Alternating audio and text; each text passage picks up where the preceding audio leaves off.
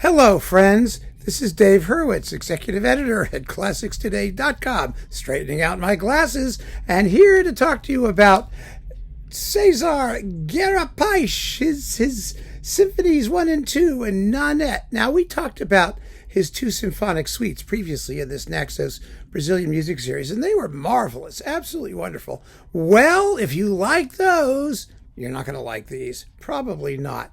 And there are a number of reasons why. This is a very curious disc.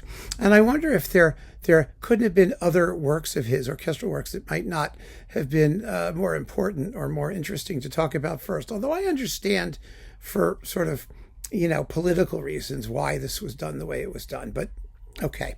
The first symphony and the Nanette, which are here, come from his very brief but very intense, according to the notes, serial 12-note 12-tony period. And, they are completely uninteresting. It's really fascinating. His serial style was the rigorous academic serial style.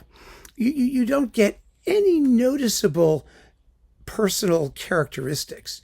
I mean, it doesn't matter if something is 12-tone or serial or not. It really doesn't. What matters is how the individuality of the composer manifests itself in whatever style the composer adopts, right? I mean, that's the concept, because there's like good music and bad music. There's very good serial music and there's very bad serial music. And there is most of it, which is completely anonymous. And that's what happens here. They're not long works. I mean, the symphony's 19 minutes. The Nanette is 11 minutes. You have that sort of attempt at Weberian brevity. Well, not really, because that's Weber, in 11 minutes. His whole output doesn't take 11 minutes. But you know what I mean. There's this sense of being completely, totally self-abnegating just about anything you might want to enjoy in a piece of music. It's music that defines itself entirely negatively by what it isn't, rather than by what it is. So he was evidently, I gather, skilled at this type of writing. I mean, the music moves along, but it isn't going to win any awards for, personality. So that's that. Now we come to Symphony number 2, Brasilia, from 1960. Yeah, the earlier one, Symphony number 1, was 1945-46. The Nanette was 1945. So now we're up to 1960. By the 1950s, Guerra-Peixe had turned his back on serialism vociferously for a more obviously sort of nationalist approach, a nationalist / almost socialist realist approach.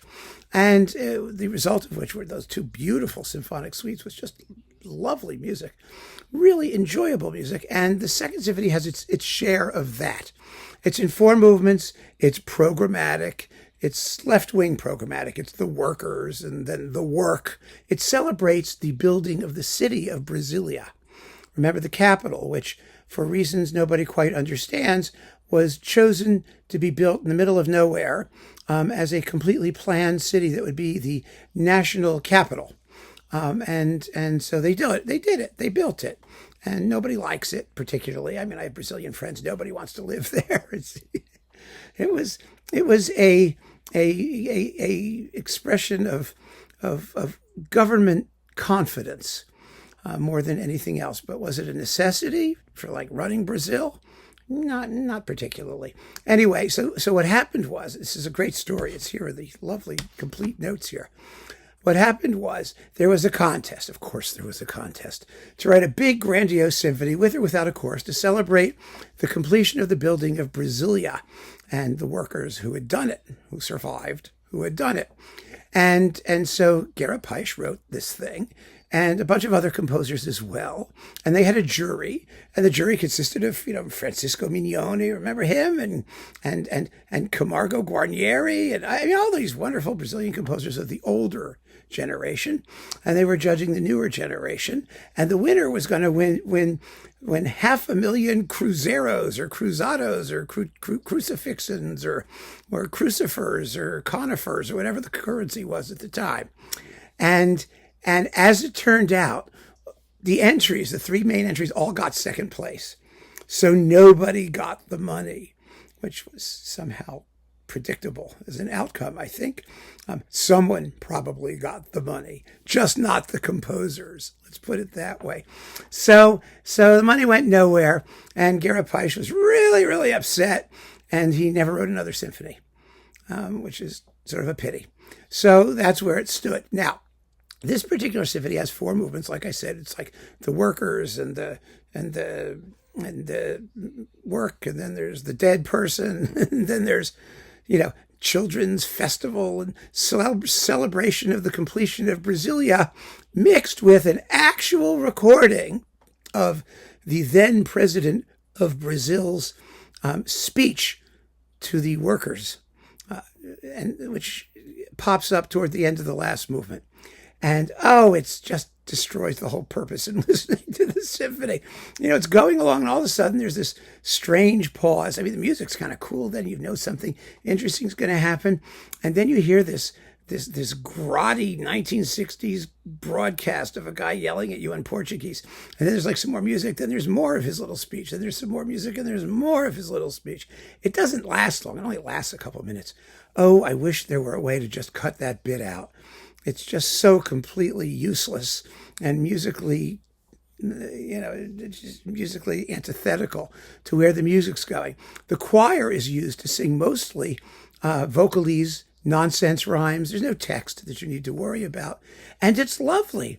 And it's wonderful. It comes in unexpected places. And I mean, the music itself is terrific. And I can recommend it for that. But, that ending. Oh, my gosh. Why? What can I tell you? The performances are very accomplished. Even the dodecaphonic stuff, it sounds very, very confident.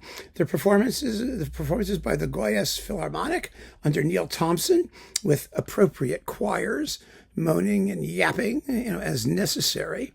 And so if you're collecting the series, I mean, this is an interesting release, but it's not really a necessary one. And I don't think we know enough about this composer that we're going to want to hear these works now. It's kind of like if you were starting a Shostakovich cycle, and instead of doing like the 5th, the 8th, the 10th, the 9th, those symphonies, you started with the 2nd and 3rd, and you would just go, that kind of thing. But okay, it is what it is. I look forward to hearing more of him in his mature style, because I really enjoyed the first disc. And you'll know if you want this or not. So keep on listening, friends. Thanks for joining me. Take care.